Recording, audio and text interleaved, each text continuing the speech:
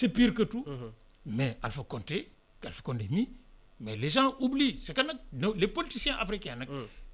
bokk na ci seen stratégie parce que man gëw ma ne dañuy fàttelu pour nit ñi ñu jàkkaarlool fàtte. mais son deuxième mandat. waxuñu xam nga troisième bi lañ wax. mais deuxième mandat bi nu mu ci jote dañoo voté ñu dem war a dem deuxième tour ñu bloqué ko juróom benn weer. loolu fu mu mas a am ci àddina juróom benn weer muy lijjanti di lijjanti ba mu wóor ko ne léegi mun demee nag mu gàñe mu ne nañ dem kii ñu door a dem nit ñi dàq ci ñu tiir si rey la mu daal di falwaat deuxième mandat. c'est plus grave que le troisième mandat. Cellou Dalein Diallo moo jël mu jël deuxième ñu war a dem deuxième mandat bu ñu voté woon dimanche bi ci topp mu perte pouvoir bi juróom benn weer loolu amul sam fen mais ñuy nëppal nag ce qu'on appelle CEDEAO nag ay UEMOA ay Union africaine nekk fi naan woy il faut qu'on arrête. ñoom seen réaction démb bi putsch bi amee nan nga ko jàngatee. mais c'est la réaction du syndicat du président sama baat ca kaw. nan ngay tuddee syndicat des présidents mooy ñi nga xam ne je te tiens tu me tiens on se tient ñuy jàppalante mais seen yoon nekkul ci le peuple de Guinée parce que nag bi ñuy def ñoom seen communiqué bi. waa Guinée yi nekkoon ci tali bi nag di manifester di yuuxu di tàccu. ñoom lu ci seen yoon il faut daal les chefs d'État là-bas qui se réunissent qui disent oui le coup d'État mais est-ce que moom li mu yore woon moom restaurer l'État li mu yore woon est-ce que l'État la. est-ce que li Conté yore woon mën nañ koo tuddee l'état man Mbaye Thiam dama jàpp ne du woon état lu du état nag jëlee ko fa mais du coup d'état parce que moom il a fait un coup d'état électoral un coup d'état constitutionnel mais avant qu'on lui fasse un coup d'état militaire militaires yi bi ñu paree seen déclaration bi nga ko déggee ñaar yi nga xamante ni def nañ ko ci nan nga jàngatee déclaration yi nga xamante ni ñoom militaires yi def nañ ko. bi ci njëkk mooy bi ma gisee li mu njëkk a liir ci boori midi. mooy bi njëkk a génn bi njëkk a génn. waaw boobu nag ñu ngi door a agsi xam naa ne jotagun ci borom xam-xam yi leen ngànk wala di leen jàppale wala boog nu mu teeti kii.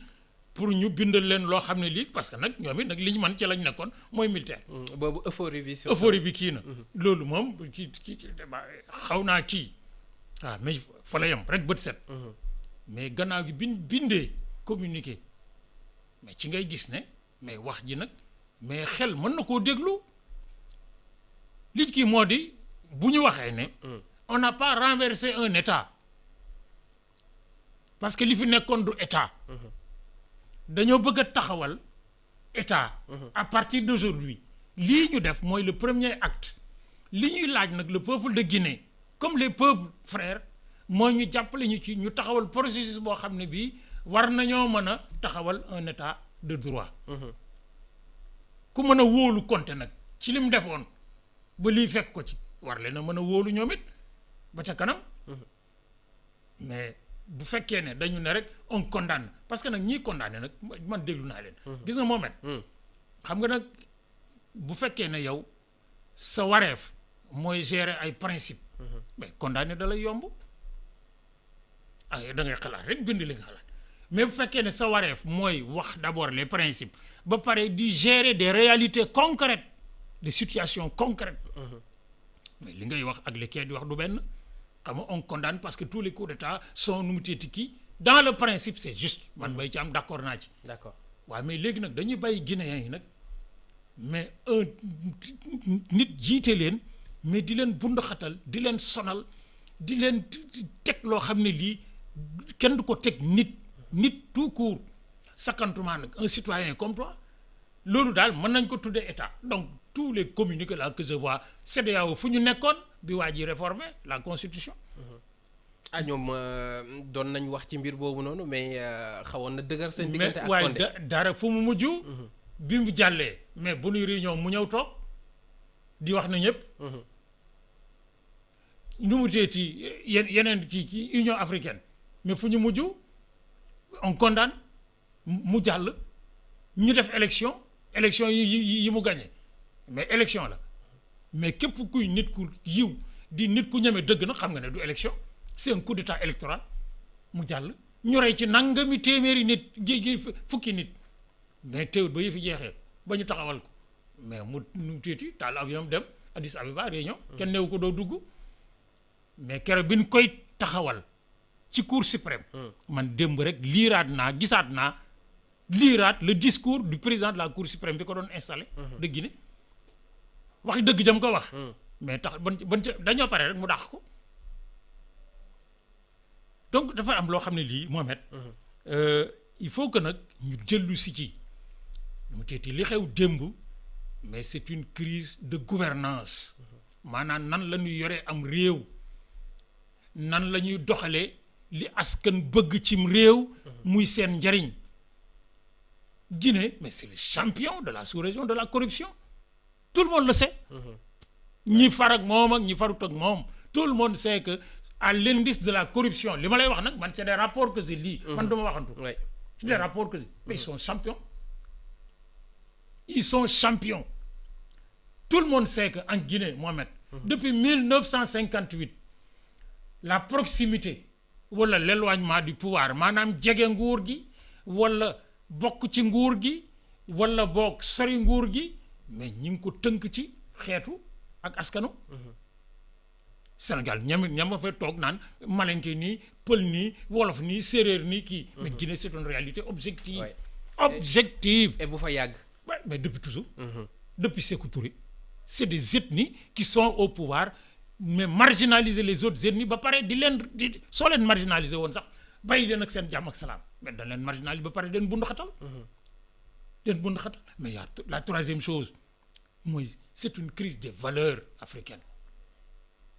C'est une crise des valeurs africaines. lan ngay tuddee crise des valeurs. mais Mohamed. gis nga yore réew. jiite réew. di tabax réew. mais da nga koy def sur les fondements de l'histoire et de la sociologie réew mi nga yore.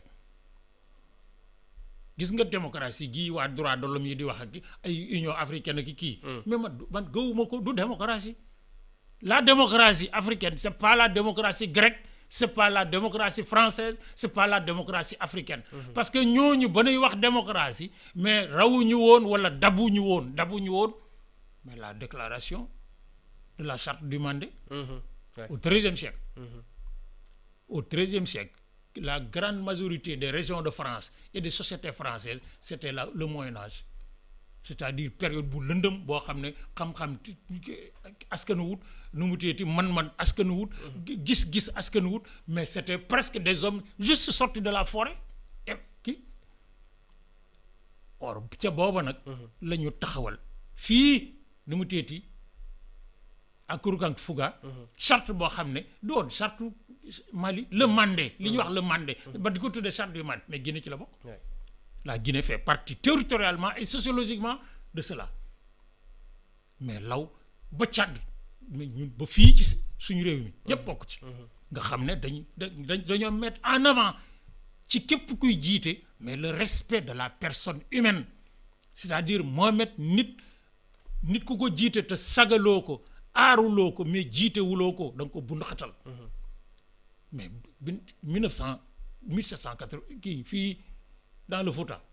1776. li ñu fa def nu mu teeti mën nañ ko romb di kii. ñu bëgg nag enfermer ñu dans une forme d'état. boo xam ne bii du suñu cosaan du suñu aada du suñu gëm-gëm du suñu man-man sax du suñu aada ñu bëgg cee lëkk nag naan dañuy tabax démocratie. li ñu man musuma koo gëm. je le dis nag depuis toujours. waxuma la bi ma nekkee étudiant laa ci mas a def exposé avec le professeur Omar Kane yàlla ci seral ay yaxam fa mu tëdd. yooyu nekkee deuxième année ne leen gis nga démocratie moom fii ak ñi ngi naan démocratie grecque démocratie romaine démocratie ceci déclaration universelle des droits de l'homme duñ ci génn.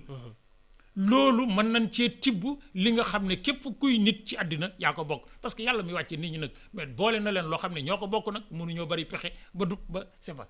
mais ku ci nekk nag dafa laa defal loo xam ne lii yaa ko moom soo tibbee yëfi jàmbur nag bëgg caa defar sa ëllëg nag. du sotti. léegi